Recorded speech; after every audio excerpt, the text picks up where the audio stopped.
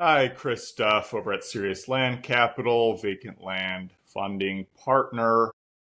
Today I wanted to go over another topic that routinely comes up with properties sent over to us. And if you've been in the land investing game for probably even a few months, you probably reviewed a property where the seller of whatever vacant property you're looking at lives right next door to the property. And so, maybe they have a separate parcel. They're just looking to offload that they haven't improved on yet. So those are always warning signs for us. I think I was remarking on my live Land Daily Diligence session yesterday that I don't think we've ever successfully bought a property from a seller who lived right next door to the subject property.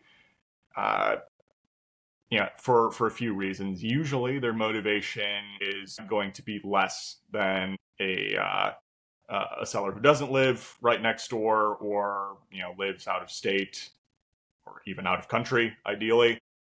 I mean, just kind of think about it. If you were living, right next to some vacant land, you're looking at it every day. You probably have some higher level of attachment to it, and wanting, more of a return for the property, because then, that psychological fear of loss can creep up a bit more from the seller's perspective, and just wanting to make sure that they're not getting hoodwinked in a deal. And not saying that that is the whole goal of the land industry. Certainly not. It's just uh, trying to match motivations of sellers with being able to solve their problems. And oftentimes that is just a quicker sale to get out of a property they don't have any attachment or concern about anymore. Maybe it was just kind of foisted or handed over to them, or they inherited it. These are all the ad nauseum seller motivations that most of us have heard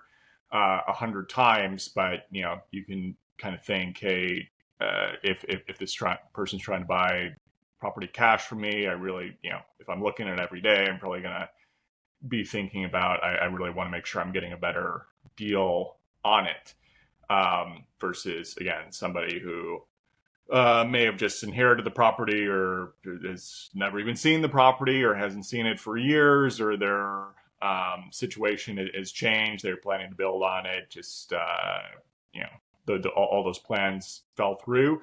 So all of those motivations are usually going to be stronger for potentially getting a better deal on the property, whether you're trying to purchase at kind of the standard 50-ish% of market value for a possible flip opportunity, or even purchasing slightly below value in a wholesale manner, or trying to set up a double close. You still want to make sure there's enough margin to make it worth your while to go through the effort, and to be able to deliver on your promise to the seller for a successful sale. Compared if there's not enough margin on it, and you're having to price above market or at market, and not able to achieve the anticipated closing timeline to still get the seller their funds before your option contract runs out. So just something to consider from that side in terms of seller motivation. The other piece too is that if a seller has already improved one of their properties that they're living right next to, usually that is going to be the higher quality property from a potential improvement perspective. Otherwise, more than likely, they would have built on the still vacant lot. It's possible they acquired some of the land next to them after they had already improved the property that they're on, but more often than not, they had acquired the total land that they own in that area all at the same time, and chose to improve one of them. So you're running into some adverse selection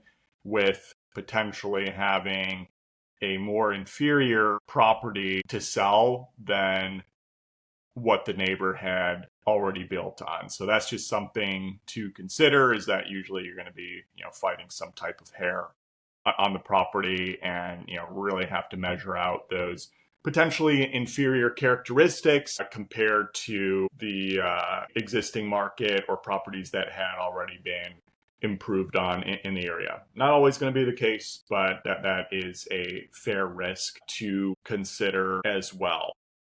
So those are kind of the two primary reasons to really look out for in that regard there. I'm trying to think if there's any other things that I'm kind of missing top of mind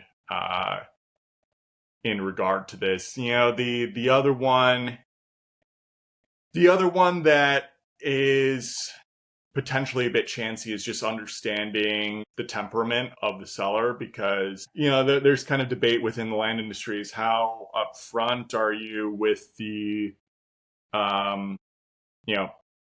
future usage and marketability of the parcel that you're buying, because some people will say just try to say as little as possible or not really disclose what your plans are for the parcel, or some it's like more of a don't ask, don't tell. If the seller asks and you indicate, hey, my plan is just to sell this property after buying it, some people you might do a little bit of value add potentially on the property.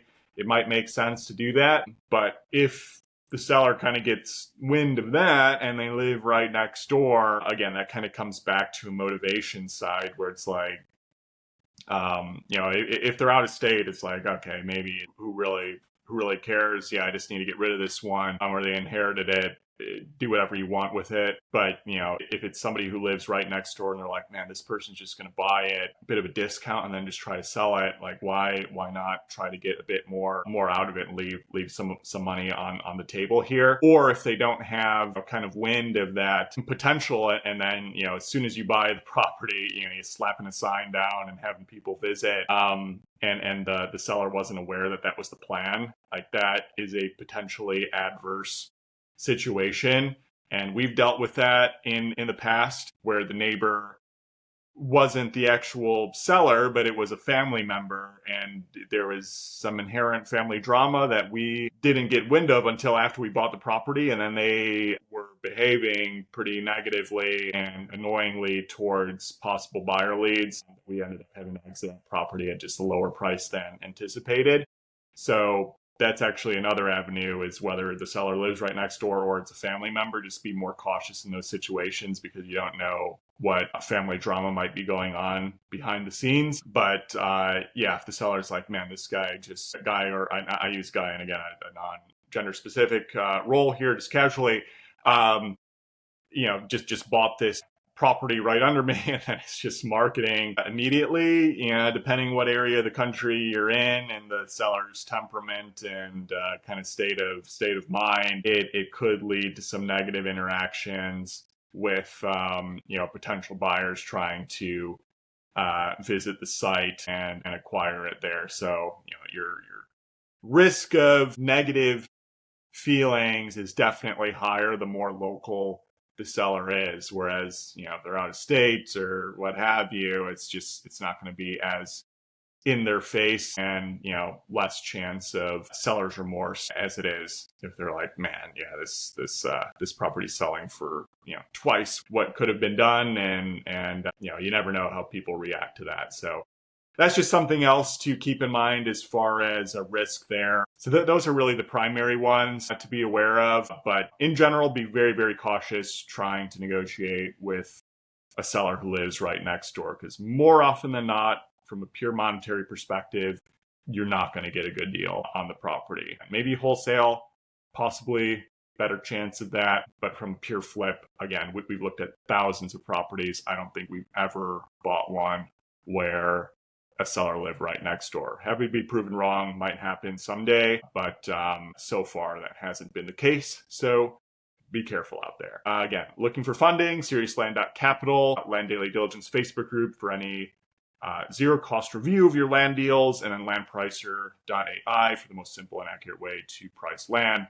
Was doing a lot more work on that today, getting super, super close to testing. Can't wait. Take care, everybody. Bye.